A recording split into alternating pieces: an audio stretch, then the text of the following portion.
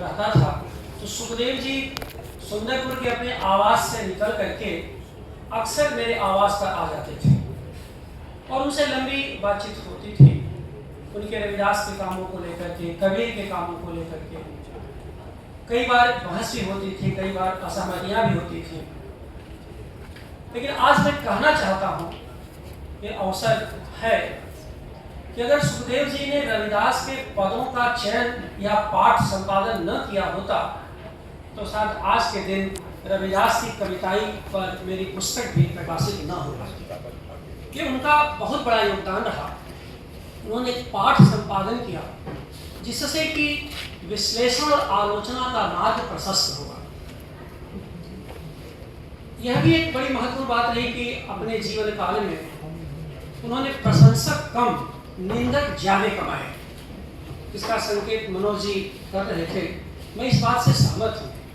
लेकिन शायद वो जो निंदकों को उन्होंने अर्जित किया वही आधार बना है कि उनके थोड़े ही प्रशंसक जो रहे उन्होंने उनके स्मृति के आलोक को आज भी उज्जवल आभा के साथ बचाए रखा है और बनाए रखा है।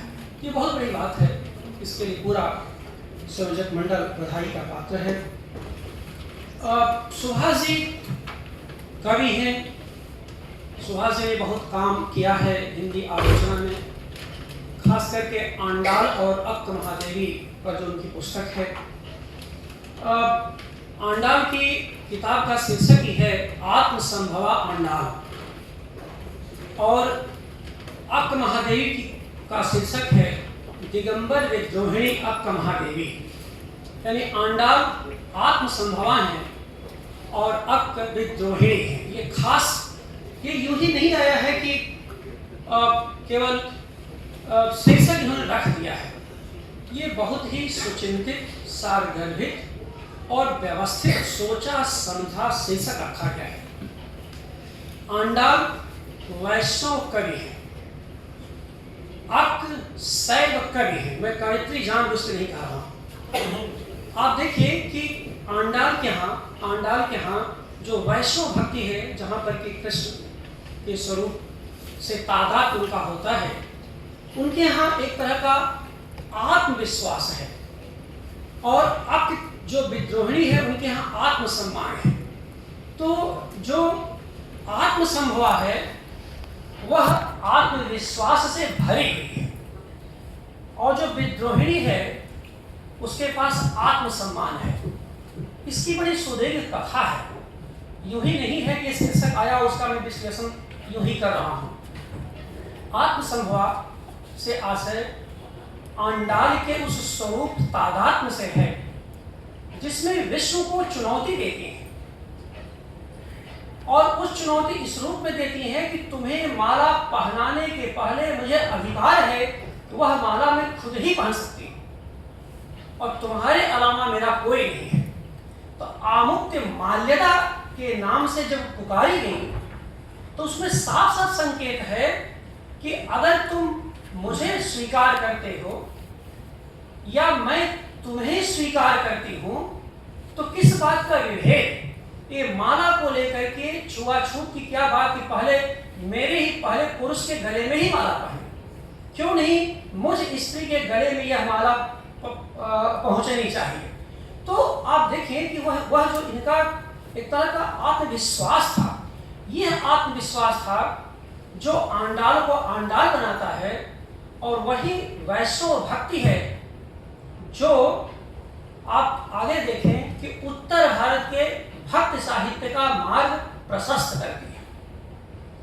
इसी तरह आप देखें कि जब विद्रोहिणी अक्क महादेवी की बातें होती हैं तो अक्क महादेवी शैव हैं, शिव से प्यार करती हैं, शिव को समर्पित हो जाती हैं और उसमें पूरा जो है शैव आंदोलन चलता है कन्नड़ में, क्योंकि वह तमिल और ये चलता है 12वीं शताब्दी में। उसके पहले आंडाल का 8वीं सदी है।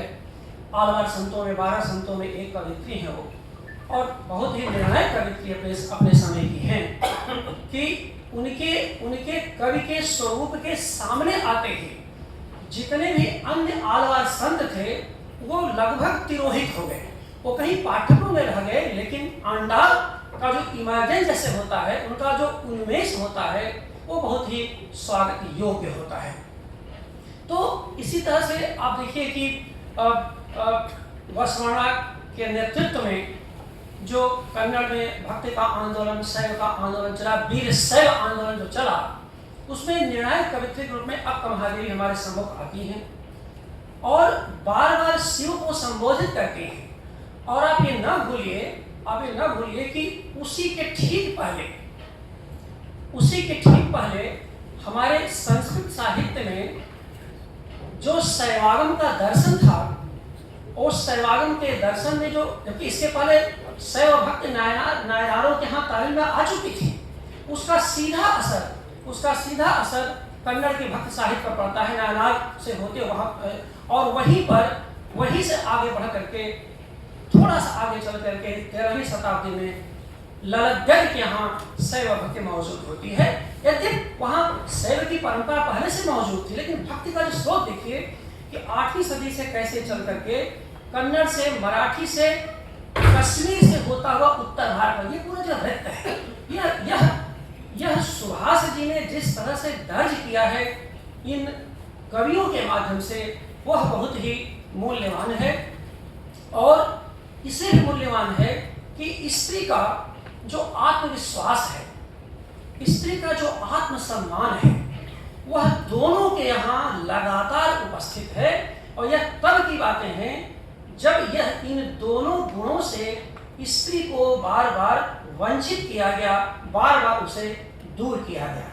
तो आप देखेंगे कि इन सारे के सारे जो तत्व हैं, जैसे कि आप देखेंगे कि आंडाल के जो गीत हैं, अक्क के जो वचन हैं, आगे चलते ललित यहाँ वाक आ जाते हैं। तो इस तरह के, और हमारे उत्तर भारत के भक्त परंपरा में पद आ जाते हैं, पद हैं और साखियाँ हैं या दोहे हैं। तो आप इस रूप में देखें कि ये जो भक्ति का जो मूल स्रोत रहा दक्षिण से निकला, उसमें प्रदर्शन प्रियता नहीं है, उसमें प्रदर्शन की जगह दर्शन की उपस्थिति है। और यह वह दर्शन है जो धार्मिक संकीर्णता का एक तरह का निषेध करता हुआ आध्यात्मिक वृत्त तक संचरित होता है। तो यहाँ देखें कि धार्मिकता से ज्यादा आध्यात्मिकता का समावेश दिखाई देता है। और इसलिए इस बात को कहना जरूरी है कि धार्मिकता व्यक्ति को जहाँ जड़ बनाती है, उसको रूढ़ बनाती है, आध्यात्मिकता उसे मुक्त करती है, उसको सम्मान देती है, आत्मसम्मान से भर देती है, उसे मुक्त करती है। तो दक्षिण भारत की 8वीं सदी की से लेकर के और 12वीं सदी की जो यह भक्ति परंपरा थी, वो आध्यात्मिकता के दायरे में मुक्त का आख्यान रचती है। और निर्णायक बात यह है कि इसके केंद्र में स्त्री तत्व है, स्त्री की संवेदना है, और स्त्री का वह आध्यात्मिक संसार है जिसमें सिर्फ एक पुरुष को वह स्वीकार करती है, वो शिव हो अथवा वह विश्व हो, उनके स्वरूप राम हो सकते हैं, कृष्ण हो सकते हैं, लेकिन अन्य किसी को नहीं। और वहीं पर वह समता और सम्मान की बात भी करती है, क्योंकि एक निर्णायक व्यक्ति है कहा जब उसी के वृत्त के इर्द गिर्द सारा संसार घूम रहा है तो किस बात का विभेद, किस बात। और आप देखिए कि आंडाल और अक्क के दोनों की सामाजिक जीवन एकदम अलग है। आंडाल तो बचपन से ही विष्णु भक्ति की सुविधा उनको प्राप्त है उनके पिता के माध्यम से, लेकिन अक्क को यह सुविधा नहीं थी कि वह शिव की भक्ति चाहती हैं, लेकिन पति का लगातार विरोध है, पति लगातार अवरोध उत्पन्न करते हैं। और एक दिन ऐसा हुआ कि वे जब पति ने बहुत छेड़छाड़ की, बहुत रोकने की कोशिश की, तो जो कथा है कि वो उठी और पति ने उनकी साड़ी खींच दी और वो घूमती चली गई, साड़ी खुलती चली गई और उसी तरह से निर्वस्त्र होकर के उदूतड़ी से निकल गई और श्रीशैलम की यात्रा पर निकलती है। तो ये जो पूरा संदर्भ है कि दो स्त्रियां हैं, एक 8वीं सदी में, एक 12वीं सदी में, और उसके बाद एक ललितगढ़ है जो 13वीं सदी में है। आप देखिए इनका जीवन किस किस किस रूप में दिखाई देता है, यानी कितने अवरोध हैं। और केवल यह बात है कि हमें संवाद का अवसर मिलना चाहिए, हमें अभिव्यक्ति की आज़ादी मिलनी चाहिए। जब अभिव्यक्ति की आज़ादी नहीं मिलती तब वे भक्ति के मार्ग को चुनती हैं, और तब यहीं से वो सूत्र मिलता है जिसमें आधुनिक लोगों ने, कई लोगों ने इस पर काम किया कि भक्ति माने अभिव्यक्ति। यानी अगर अभिव्यक्ति ही नहीं होगी तो किस बात की भक्ति? तो भक्ति वह स्वरूप तादात्म्य कराती है जिसमें कि आप अपनी अभिव्यक्ति खुल करके कह सकते हैं, मन की बातें आप कर सकते हैं। तो इस तरह से आप देखेंगे कि इनमें ये जो स्त्री तत्व की बातें हैं जो आंडाल और उसमें है, यह जो है स्त्री के निर्भय मानस की जगह निर्भय मानस को स्थापित करती है। यानी जो स्त्री की निर्भरता है उसको संक्रमित करके निर्भयता में रूपांतरित हो जाती है। और निर्भरता, स्त्री की निर्भरता जब निर्भयता में रूपांतरित होती है तब जीवन का वह सहज उल्लास आता है, जो भाषा भी उनकी संवेदना की अनुगामी हो जाती है। फिर उसमें आंडाल के गीत आते हैं और अक्क के वचन आते हैं और ललब्ध के वाक आते हैं। तो ये सब जो सारे संदर्भ हैं, इनको इस रूप में देखने की जरूरत है। ये पुरस्कार सुभाष जी को मिला है। अक्क और आंडाल पर बहुत कुछ कहा जाता है स्वतंत्र रूप से, और इस पर हिंदी विभाग में आंडाल पर एक स्वतंत्र आयोजन भी इनकी किताब पर हुआ था। वो सब बातें उनके डिटेल्स में नहीं जाऊंगा, लेकिन कुछ बातें क्यों सुभाष राय का यह कार्य सम्मान करने योग्य है और क्यों ऐसे कार्यों को सम्मानित किया जाना चाहिए, उनका रेलेवेंस क्या है, उनका महत्व क्या है। तो आप देखेंगे कि सुभाष राय की जो नजर रही है, जहां पर आंडाल हैं, अक्क हैं और इन दोनों को मिला करके जिस तरह से रचा है, इस बात को बार बार बताया है कि उनके संवेदना से निर्मित उनका जो बौद्धिक परिसर है इतना उदात्त है, इतना उन्मुक्त है कि वह शैक्षिक महत्व की कविताएं लगती हैं। कविता शैक्षिक महत्व की हो जाए, शिक्षित करे और पाठक को आलोकित करे, ये बड़ी बात है। और 21वीं सदी में तो और बड़ी बात है कि कविता शिक्षण प्रशिक्षण का कार्य करे, केवल अध्ययन अध्यापन। और ये तब होता है जब कविता की अंतर्वस्तु संस्कृत का हिस्सा बन जाती है। और कोई भी कविता क्लासिक तभी बनती है जब अपने समाज के संस्कृत का हिस्सा बन करके अपने पाठकों तक पहुंचती है। तो यह जो पूरा की पूरा पुस्तक इन्होंने लिखी है, वो ये जो शैक्षिक परिसर की कैसे निर्मित होती है इनके पदों से, इनके वचनों से, उस पर इनका बार बार ध्यान जाता है। एक और बात मैं यहाँ पर कहना चाहता हूँ कि वो ये कि ये पुस्तक करती क्या है। यानी ये पुस्तकें दोनों या जो आगे वो लिखेंगे, भक्ति का जो मुख, जो हिंदी भक्ति का जो मुख हमेशा उत्तर की ओर खुलता था, ये सुभाष जी के इन कृतियों के माध्यम से और दक्षिण की ओर खुलने लगा। और यह एक असाधारण उपलब्धि है। आशीष ने भी, मनोज जी ने भी ये बातें कही, बिल्कुल सही बात है। ऐसा नहीं है कि हिंदी में आंडाल पर आपको लोगों ने नहीं लिखा, इस पर बातें नहीं हुई, लेकिन सुभाष जी के आंडाल और अक्क महादेवी के पिछले 3 वर्षों में जो प्रकाशित लेख हुए या जो पुस्तकें आई, इसने हिंदी जगत में एक नई संवेदनात्मक हलचल पैदा की, नया ज्ञानात्मक बोध विकसित किया और यह बताने की कोशिश की कि तुम उस बीज को भूल रहे हो जिसका उन्मेष वृक्ष के रूप में उत्तर भारत की भक्त परंपरा में होता है। सीधे रामानंद ले करके नहीं चले आए थे। जिस आंडाल की बातें श्री बेलीपुतूर में और श्री बेलीपुतूर की जो यात्रा सुभाष जी ने की थी, पिछले वर्ष उस जगह पर आंडाल के उस जन्मभूमि पर जाने का मुझे भी अवसर मिला तमिलनाडु में। मैंने देखा कि जिस तरह से उनके गीतों को गाया जाता है, जिस तरह से वहाँ उनके गीतों की लोकप्रियता अद्भुत है। वहाँ श्रीबेलीपुतूर में, श्रीबेलीपुतूर में ही गए थे रामानुजाचार्य, और उस यात्रा में उनको यह एहसास हुआ कि हमारे पास एक वैष्णव कवित्री है, और रामानुजाचार्य के माध्यम से ये जो आंडाल को उत्तर भारत के लोगों ने जाना। तो आप देखिए कि आंडाल, रामानुजाचार्य, रामानंद और उत्तर भारत के भक्ति परंपरा है।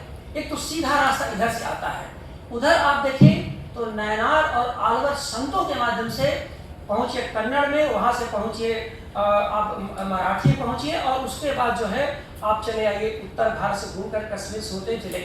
यानी जो भक्ति की जो परंपरा है, भक्ति की जो सन्निधि है, वह इतनी असाधारण है कि धीरे धीरे वह जो श्रोता है वह पूरे देश को, पूरे भारतीय मानस को आच्छादित कर लेता है। सुभाष जी हिंदी के कवि हैं, और इनका मानस पूरी तरह से समकालीन जीवन संदर्भों से बनता है। जब ये इन भक्त कवियों के पास ये जा रहे थे, तो इन्होंने कहीं भी अपने समकालीन जीवन संदर्भों को, समकालीन जीवन समस्याओं को नहीं भूलते। और आप देखिए कि शीर्षक के पहले मुक्तिबोध का वह आत्मसंभवा भी कहीं न कहीं पर, कहीं इनके दिमाग में, कहीं मस्तिष्क में रहा होगा। ये तो सुभाष जी बेहतर बता सकते हैं, क्योंकि वह जो आत्मसंभवा मुक्तिबोध में आता है वो 20वीं सदी के मानस को बताता है, जहाँ पर सत्य चित्त सौंदर्य की जगह सत्य चित्त वेदना हो जाती है, और जिसकी शुरुआत 17वीं सदी में पंडितराज जगन्नाथ से हो चुकी होती है। जब आधुनिकता का प्रवेश होता है और संस्कृत साहित्य में भी रस को आधुनिक मनस्थितियों से जोड़े जाने की कोशिश होती है, जिस पर आगे चल करके काम हुआ, और नामोजी ने एक लंबा लेख लिखा जिस पर आज भी बहस जारी है कि रस क्या सौंदर्य में है, या रस मनुष्य के उस पराक्रम, उस संघर्ष में है जिसमें उसे आनंद आता है, संघर्ष में आनंद आता है। तो ये जो स्थितियाँ होती हैं, तो सुभाष जी ने उस दक्षिण उत्तर की जो भक्ति परंपरा को दक्षिण की ओर मोड़ दिया, और उस तरह से मोड़ा कि वह हिंदी को नहीं भूलते, और फिर आलवर संतों को, नैनार संतों को भी की पहचान करते हैं। इसके साथ यहाँ ये भी देखें कि ये जो पुस्तकें हैं, यह यात्राओं के भीतर लिखी गई है। वे कवि जिनका संदर्भ हम दे रहे हैं, वो यात्राओं के द्वारा निर्मित है। यात्राएं क्या करती हैं?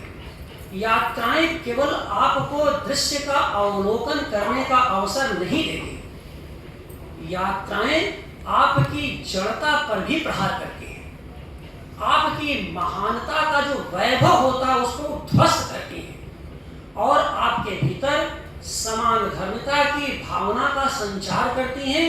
यात्राओं का मूल महत्व यह होता है, जब आपको लगता है अपने घर में बैठ करके हर कोई महान घोषित कर सकता है, हर कोई अपनी पीठ थपथपा सकता है, लेकिन जब आप समाज में निकलते हैं, जब बाहर निकलते हैं, और यही वजह है कि कस्बाई जीवन में रहते हुए बड़े बड़े विद्वान जल्दी से समाप्त हो जाते हैं, क्योंकि उनको लगता है श्रेष्ठ हो चुके हैं, महान हो चुके हैं, चुनौती तो कहीं से आती नहीं। इसीलिए जो कस्बाई जीवन में जी रहे विद्वान हैं, वे हमेशा, जो सचमुच विद्वान हैं, वो अपने लिए अपनी चुनौती हमेशा बनाए रखते हैं, ताकि उनको उनकी सीमाओं का पता चलता रहे। तो आप देखें कि जिस तरह से जो है आंडाल यात्राओं में निकली हैं, जिस तरह से अक यात्राओं में निकली हैं, इन दोनों की यात्राओं में जो पद या जो वचन लिखे गए हैं, उसमें जीवन के अनेक उल्लास हैं, अनेक अवसाद के क्षण हैं, अनेक स्मृतियां हैं, प्रकृति के अनेक रंग हैं, श्रमजीवी शक्तियों के अनेक उपागम हैं, स्त्रियों की अनेक समस्याएं हैं। क्यों? क्योंकि वह साझीदार रहे, वो जानते रहे, उन्होंने देखा, उन्होंने साक्षात्कार किया और ये बताया। और अब ये बहुत बड़ी बात है। मैं सुभाष जी से जब आंडाल में किताब आई तो मैंने कहा था कि अक्क महादेवी में आपने जो स्वरूप तादात्म्य की कविताएं ली, छाया कविताएं से होगा, मैं इसे स्वरूप तादात्म्य कविताएं कहता हूँ, कि जो इम्प्रेस होकर के अक के पदों से इन्होंने कविताएं लिखी। 100 पद तो उन्होंने अनुदित उसमें दिए ही दिए हैं, लेकिन अक के यहाँ इन्होंने, पहले किताब अक महादेवी भी आई थी, तो उसमें अपनी कविताएं यानी भावात्मक कविताएं दे रखा है, जिसे स्वरूप तादात्म्य कविताएं मैं कहता हूँ। वह बातें अंडाल में नहीं आ पाती, क्योंकि इनकी संवेदना शैव की उस बनावट से निर्मित होती है, शैव जीवन दर्शन के, जिसमें यह बात साफ साफ कही गई है कि जगत त्रितय वैचित्र्य चित्र कर्म विधायन शिव शक्ति परिस्पंदो मात्रोपकरण हनुमान। यानी जो संसार है शिव और शक्ति के परस्पर सायुज्य भाव से निर्मित है। इसमें स्त्री तत्व तो पुरुष में समाहित ही है। और आप देखिए कि जिस व्यवस्था में, जिस भारतीय संस्कृति में इतनी बड़ी बात कई हजार साल पहले कही गई, वही भारतीय समाज स्त्री के मुक्ति को लेकर के लगातार संघर्ष करता रहा, जबकि स्त्री तो पहले से ही मुक्त है। पुरुष के भीतर स्त्री तत्व समाहित है, और जैसा कहते हैं कि लालित्य भाव तो पुरुष में होता ही नहीं, उसमें तो रौद्र भाव होता है। उसके भीतर का जो लालित्य भाव आता है, जो उसकी कलाएं हैं, जो साहित्य है, जो काव्यत्व है, उसके भीतर के मौजूद स्त्री तत्व की अभिव्यक्ति होती है, जिसे हम लालित्य कहते हैं। अलग नहीं है। संस्कृत साहित्य में इसकी बड़ी सुदीर्घ परंपरा रही, लेकिन दुर्भाग्य था कि भाषा की सीमा के कारण वह बात जनता तक पहुंची ही नहीं जिस रूप में पहुंचनी चाहिए थी, जिस रूप में आज पहुंच रही है। और तब स्त्री को अपने अस्मिता के लिए अपने मुक्ति का आवाहन करना पड़ा और अपने आप को उसे आइसोलेट करना पड़ा। स्त्री ने कहीं भी दोनों कवियों ने कहीं नहीं कहा है कि हम पुरुष से मुक्त होना चाहते हैं। वो पुरुष को उनकी संकीर्णता से मुक्त करना चाहती है। वो पुरुष समाज से दूर हटने नहीं चाहते। वो पुरुष के वैभव से आक्रांत नहीं होना चाहते, उसके यश की गुलामी नहीं करना चाहते। तो मुख्य बातें यहाँ पर इस रूप में दिखाई देती है। और इन सब सारे संदर्भों को आप देखेंगे कि सुभाष जी ने बहुत मजबूती से रखा है, और खुद इनके कविता का यहाँ पर ज्ञानात्मक विस्तार हुआ है, और इनके ज्ञान का काव्यात्मक आधार भी समृद्ध हुआ है। तो इस रूप में देखें कि जो कवि का एक दायित्व, जो समकालीन कवि का एक जो दायित्व होना चाहिए था, वह इस रूप में था कि इन्होंने कवि के दायित्व का निर्वहन करते हुए इन्होंने अपने समान धर्मा उन कवियों को खोजा जिसमें स्त्री तत्व तो है ही, जिसमें स्त्री मुक्ति तो है ही, लेकिन सामाजिक बेचैनी की असंख्य धाराएं हैं जो मनुष्य को आलोकित करते हैं। उसमें स्त्री पुरुष के विभाजन खत्म हो जाता है, समाप्त हो जाता है मनुष्य के आलोक स्तंभ के। तो ये जो पुस्तकें हैं, ये जो कवि हैं, यह हमारे अंतर मन को आलोकित करते हैं। और इस रूप में इन पुस्तकों की, इन कवियों का हमारे लिए बहुत महत्व है। एक दो बातें आप देखें, क्योंकि ये किताबें दोनों स्वतंत्र हैं, दोनों पर अलग अलग, लेकिन क्या समानताएं हैं, उन समानताओं के एक दो बिंदुओं पर मैं और अपनी बात रखना चाहूँगा। आंडाल और अक्ल को आप देखें तो क्या है इनकी कविताओं में। मुझे लगता है कि ये जो कविताएं हैं, यह उनके समय के सांस्कृतिक कोड है। और सांस्कृतिक कोड की जब बात आप करते हैं तो अंडाल के तिरुपाल के गीत और अक्ल के वचन, ये अपने समय संस्कृति और समाज के सांस्कृतिक कोड है। और इस रूप में आप देखें कि ये मिल करके स्त्री मुक्ति का आवाहन करते हैं, जड़ता पर प्रहार करते हैं और प्रभु से, अपने इष्ट से सीधे संवाद करते हैं। अधीनता वहां होती है ज्यादा जहां माध्यम की अनिवार्यता होती है। जहां माध्यम की अनिवार्यता समाप्त हो जाती है, वहां गुलामी की संभावना बहुत कम हो जाती है। तो ये जो प्रभु से सीधे संवाद की आकांक्षा है, जो आत्मविश्वास है, वह असल में स्त्री जागरूकता के लिए बहुत जरूरी है। और स्त्री जागरूकता की जरूरत के लिए आप देखिए कि एक तिरुपावे के जिसमें कि उनके तिरुपावे के जो गीत हैं आप देखिए, अब वो उसमें स्त्रियों को लेकर के बहुत सारे संदर्भ हैं और स्त्रियों के संदर्भ के रूप में यह बातें हैं कि स्त्रियों को, उस समाज की स्त्रियों को क्या करना चाहिए। तिरुपावे के गीत में आप देखेंगे कि उसमें श्रमजीवी श्रम शक्ति वहाँ पर है, प्रकृति है, पुष्प है, कोयल है, पेड़ पौधे हैं, बहुत सारे संदर्भ वहाँ पर आते हैं। यह एक तरह का तिरुपावे के गीत तमिल संस्कृत में आज भी गाए जाते हैं मंदिरों के आसपास। और वह जो है दिसंबर के महीने में हर गीत, यानी उसके 30 गीत हैं जिसमें कि प्रतिदिन एक गीत गाया जाता है। और वह स्त्री शिक्षा को लेकर के नई पीढ़ी अपनी परंपरा, अपनी विरासत को से कैसे जुड़े, और परंपरा और विरासत से जुड़ने में केवल जड़ता के दायरे नहीं, जड़ता से मुक्त होते हुए समकालीन जीवन स्थितियों और प्रगतिशील मूल्यों के दायरे में कैसे समझे। यह बहुत ही निर्णायक बात है तिरुपावा गीत में। और उसमें एक गीत में, अच्छा उसमें 30 के 30 गीतों में करो व्रत लड़कियों आओ बार बार आता है। करो व्रत लड़कियों आओ। आपको जब नहीं पढ़ेंगे तो आपको लगेगा कि ये व्रत की बातें हो रही है, धर्म कर्म की बातें, ऐसा नहीं है।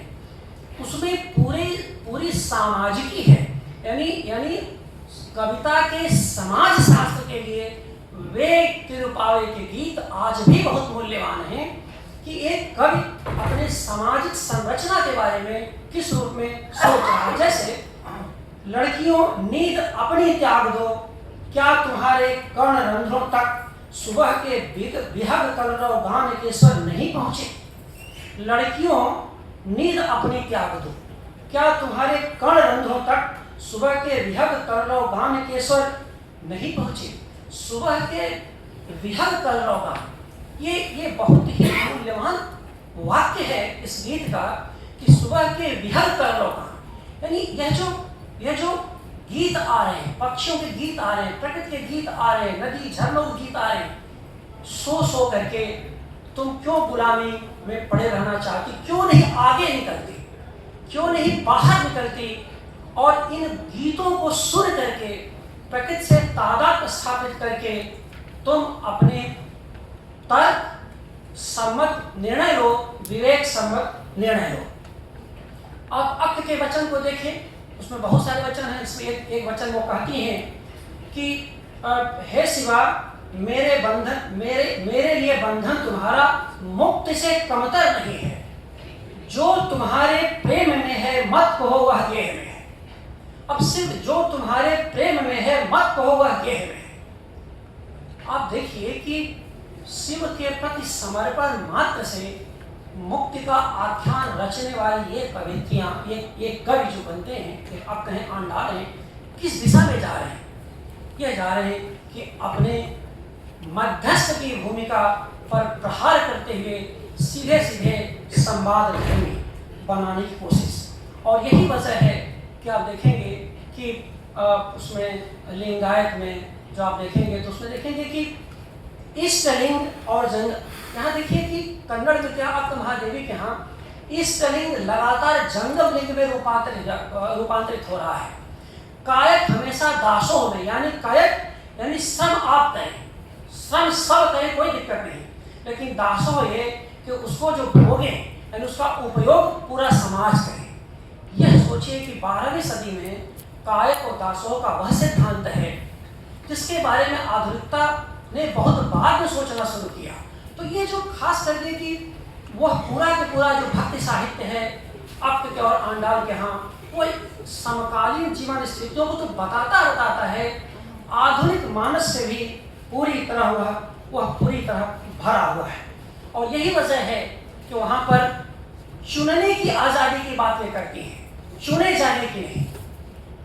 वे ये कवि चुनने की आज़ादी की बात करते हैं, चुने जाने की आज़ादी की बात नहीं करते हैं।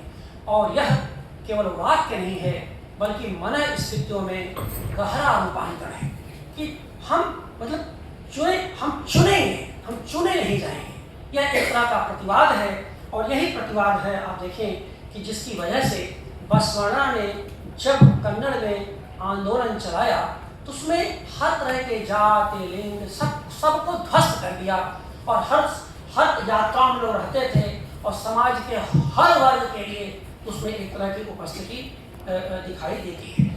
और यही वजह है कि आप देखें कि यह सारे के सारे जो चिंतन है, जिस यूटोपिया की बातें, जिस जीवन दर्शन की बातें हिंदी कविता में रविदास के बेगमपुरा में, कबीर के अमरपुरवा में हम लोग देखते हैं, वह यूटोपिया वहीं पर निर्मित हो चुका है 8वीं सदी के 12वीं शताब्दी के बीच में। ये बहुत बड़ी बात है। यानी यह देखिए कि जो आंडाल है, आंडाल के यहाँ आप देखें कि वृंदावन का यूटोपिया है और उस वृंदावन के यूटोपिया को लेकर के वो बहुत सीरियस है। क्या चाहते हैं वृंदावन को कैसा देखना चाहती है। और इसी तरह से आप देखें कि जो कल्याण का अनुभव मंडपम है कल्याण का अक महादेवी के यहाँ कन्नड़ में, वह उनका यूटोपिया है। यानी कल्याण यूटोपिया अक के यहाँ है और वहां देखें कि वृंदावन यूटोपिया आंडाल के यहाँ है। जिस 20वीं सदी के भक्त काल के मर्मज्ञों ने, अध्येताओं ने यूटोपिया पर बहसें की बातें की, उसका स्रोत भी यहीं पर है। और इसको छोड़ करके लेकिन इस यूटोपिया में, रविदास की यूटोपिया में और इन भक्त कवियों की यूटोपिया में बहुत बारीक और मौलिक फर्क है। इनका चाहे कल्याण हो अक का या ये जो आप अनुभव मंडप कह रहे हैं या इनका अंडाल का वृंदावन हो, इस यूटोपिया की जो निर्णायक शक्ति है, जो तत्व है, वह सम्मान की भावना है। और रविदास और कबीर कहाँ जो यूटोपिया में व्यक्त होता है, सम्मान नहीं समानता की भावना है। क्यों? क्योंकि यहां पर समानता की जहां तक बात थी उसकी ज्यादा जरूरत थी। सम्मान तो मिल चुका था या मिल रहा था, लेकिन उन स्त्रियों के यहाँ जो 8वीं सदी में थी, 8वीं से 10वीं शताब्दी के बीच लिख रही थी, उनके यहाँ समानता तो बहुत दूर की बात थी। पहले सम्मान तो करना सीखो, तब समानता तो हम अर्जित कर लेंगे। तो निर्णायक जो तत्व है वह सम्मान मिलना चाहिए। जब सम्मान दोगे तो समानता की बातें तो हम खुद ही अर्जित कर लेंगे, समानता की बातें तो हम पा जाएंगे। यह जो 1000 वर्षों के अंतराल में सम्मान की चेतना से समानता की चेतनाएं जरूरी दोनों है, लेकिन स्त्री चेतना और पुरुष चेतना के बीच का ये मौलिक फर्क है जिसको समझे बगैर दक्षिण भारत के कवित्रियों को आप नहीं समझ सकते। और यही वजह है कि वे भक्त से ज्यादा अपने को कवि कहना पसंद करती हैं, क्योंकि कविता ही वह विधा रही है जिसने शास्त्र को लोक से जोड़ा है और जिसने शासनात् इति शास्त्रम का निषेध करते हुए संसनात् इति शास्त्रम की बातें की है, संशय को पोषा है। उसने जो दे दिया आपने, हम मानने को क्या, हम संशय करेंगे, आपके द्वारा कही गई हर बात पर संशय करेंगे और फिर अपनी बात नहीं करेंगे। यह कविता ने काम किया, क्योंकि जब संस्कृत भाषा में हर किसी को शास्त्र पढ़ने की छूट नहीं थी, तब कविता ने कहा कि आओ तुम लिखो, तुम पढ़ो, हम तुम्हारे लिए रास्ता खोल रहे हैं। इसलिए कविता के शास्त्र में जो शास्त्र है वो कविता का पैरामीटर है कि कविता कैसे लिखी जाए, कैसे समझी जाए। लेकिन कविता ने जो मूल शास्त्र था उसकी जड़ता पर प्रहार करके दरवाजे समाज के हर वर्ग के लिए खोल दिया था। ये जो दरवाजे हर वर्ग के खोल दिया, ये समझ इन स्त्रियों के पास थी कि कविता वह विधा है जिसमें मैं अपनी बात कह सकती हूँ और अपनी पूरी गंभीरता, पूरी जिम्मेदारी से अपनी बात कह सकती हूँ। इन कवियों ने कहा, तो कविता को स्थापित करने का भी काम इन कवियों ने किया है, इन कवित्रियों ने किया है कि कविता को विधा के रूप में कैसे गौरव दिलाया जाए, और संस्कृत भाषा में नहीं, लोक भाषा में। ज्ञानेश्वर ने जब ज्ञानेश्वरी लिखी थी तो संस्कृत में भी वो लिख सकते थे, लेकिन उन्होंने मराठी में लिखा था, लोक भाषा में लिखा था। और वही प्रतिवाद बात, उसमें उसका लंबा संदर्भ है। भाई ये अर्जुन और कृष्ण का संवाद होता, वो कहते हैं भाई ठीक है आप संस्कृत में ना, हमें संस्कृत में सुनना ही नहीं, हमें तो आप अपनी मेरी भाषा में बताइए। तो जो ये अपनी भाषा की बात है, न भूलिए कि वही लोक भाषा का जो तेवर था वह मध्यकाल के हिंदी के मध्यकालीन लोक जागरण का आधार होता है, जिसमें लोक भाषाएं आपस में जुड़ती हैं और उन लोक भाषाओं से धीरे धीरे आगे बढ़ करके हमारी वह हिंदी निर्मित होती है, जिसमें कि आज हम अपनी बात कह सकते हैं। तो कुल मिला जुला करके आप देखेंगे कि दोनों में जो कवियों में जो स्थिति रही वो एक तरह का परिवर्तन की पुकार है, अधिकार की भावना है, स्त्री देह की उज्ज्वल आभा है, जिसमें वे देह को ढोती नहीं, एक निर्णायक संदर्भ देती है। ढोती नहीं, निर्णायक संदर्भ देती है। वो चाहे आपको हो, चाहे आंडाल हो, आगे चल के हिंदी में बीना है, ललित देव उत्तर भारत कश्मीर में है, इन्होंने कभी देह को ढोया, चिंता ही नहीं किया। और यही वजह थी कि अब तो महादेवी की साहसिकता की आज हम लोग तारीफ करते हैं। हो सकता है कि ये उनके निर्वस्त्र जाने की घटना सही न हो, लेकिन इतना तो रहा कि उन्होंने सांसारिक जड़ता पर प्रहार किया और ये दिखा दिया, अपनी उपस्थिति से झगड़ा नहीं किया, अपनी उपस्थिति। कई बार जो है, जो कहा गया है कि मूर्खों को समझाना हाथी खुजलाने जैसा होता है। आप मूर्खों को नहीं समझा सकते, जैसे हाथी को खुजला नहीं सकते, हाथी की पीठ खुजलाए क्या फर्क पड़ेगा उसके ऊपर। इसलिए बेहतर है कि मूर्खों को समझाइए मत, अपनी बात नहीं और आगे निकल जाइए, क्योंकि वो जड़ है, पत्थर है, लहूलुहान कर देंगे और वो हिलाएंगे, वो तो बैठेंगे बिल्कुल से। तो इस रूप में आप देखें कि भक्ति का जो संदर्भ देता है कि न मूर्ख को समझाइए, न हाथी को खुजलाइए, अपनी बात कहिए जो तार्किक हो, विवेकपूर्ण हो, आगे बढ़ जाइए। कोई मतलब नहीं उसे टकराने से। इन लोगों ने, और यही आप कह सकते हैं कि यही वजह है इन कवियों के यहाँ आत्म तृप्ति नहीं, आत्म दीप्ति का बोध मिलता है। एक उद्दीप्त चेतना है, तृप्त नहीं कह दिया लिख दिया हो गया, नहीं। तृप्त, आत्म तृप्ति तो आधुनिकता का अवशेष है, एक तरह का भग्नावशेष है। लेकिन जो भक्ति की चेतना है वो आत्म दीप्ति की चेतना है। और जब आप इन कवियों को पढ़ेंगे, जब आप उस ओपन एयर डिबेट को पढ़ेंगे जो अनुभव मंडप में हो रहा था कन्नड़ में, वो ओपन एयर जिसे हम लोग OAD कहते हैं, ओपन एयर डिबेट वहां से हो रही है। आज 5 लोग आप बैठ करके बात करिए तो 4 तो घूरने वाले मिल जाएंगे, 5 तो गरियाने वाले मिल जाएंगे, क्योंकि किसी को कोई छूट तो, हर किसी को बोलने की छूट है। लेकिन अनुभव मंडप में देखिए हर तरह के हर वय के लोग, हर जाति के लोग आकर के संवाद कर रहे हैं। और उस संवाद धर्मिता से जो ओपन एयर डिबेट निर्मित होता है, उसी ने अक्क को अक्क बनाया और उसके पहले तमिल में अंडाल को अंडाल बनाया है। तो इस रूप में अगर आप देखेंगे कि जो सुभाष जी हैं, मैं सुभाष जी को इस सम्मान के लिए बधाई देता हूँ। निर्णायक मंडल ने बहुत सही निर्णय लिया है। मैं भी सोचता था कि सुभाष जी का काम तो उल्लेखनीय है, और लेकिन आशीष जी से सहमत हुए अपने निर्णायक मंडल के माध्यम से, यह बड़ी बात है। और अक्क और अंडाल और अब तो ललित भी आने वाली है, बस इसी साल आ जाएंगी। तीनों किताबें जो ट्रियो है उसको पढ़ने के बाद आपको खुद लगेगा कि जो आप उत्तर भारत के सूर, कबीर, तुलसी, जायसी वगैरह वगैरह घना, ये आपका जो है अन्य जो कवि हैं, तो वो जो संत भक्त कवि हैं उनमें आप उलझे में हैं, तो वो ज़रूरी है। लेकिन आपके ज्ञान का होराइजन जो क्षितिज होगा काफ़ी व्यापक होगा। यकीन करता हूँ कि हमारे जो युवा साथी हैं, हमारी युवा पीढ़ी के लोग हैं, उनके पास अवसर है, वो पढ़ सकते हैं। और हमारी मजबूरी है, हम उन्हीं नौजवानों से अपनी बातें एक बात कह सकते हैं, क्योंकि सुभाष जी ने जिस शिवत्व के माध्यम से स्वत्व की तलाश की है, वह स्वत्व तत्व के रूप में आप तक पहुँचे, मेरी यही कामना है। बहुत बहुत